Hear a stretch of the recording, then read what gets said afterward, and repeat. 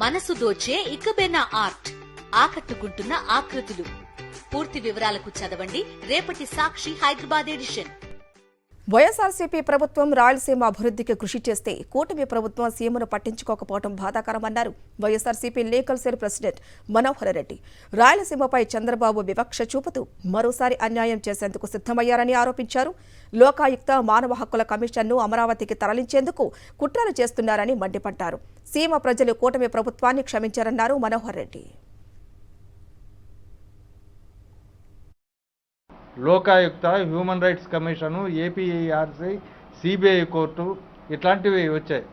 హైకోర్టుతో పాటు 43 ట్రిబ్యునల్స్ని అక్కడికి తీసుకురావాలి, అది జ్యుడిషియల్ క్యాపిటల్ చేయాలని జగన్మోహన్ రెడ్డి గారు ఆలోచించి ఆ నిర్ణయంలో భాగంగా కొన్నింటిని రాష్ట్ర ప్రభుత్వ పరిధిలో అక్కడికి తీసుకొచ్చిన తర్వాత ఇవాళ మళ్ళీ సేమ్ చంద్రబాబు నాయుడు గారు రాయలసీమకు అన్యాయం చేస్తూ ఇక్కడ కర్నూలులో ఉన్న ఆ ట్రిబ్యునల్స్ను వాటన్నిటికి కూడా మళ్ళీ అమరావతికి తీసుకుపోతామని చెప్పి ఈ హైకోర్టుకు ఒక హామీ ఇవ్వడం జరిగింది.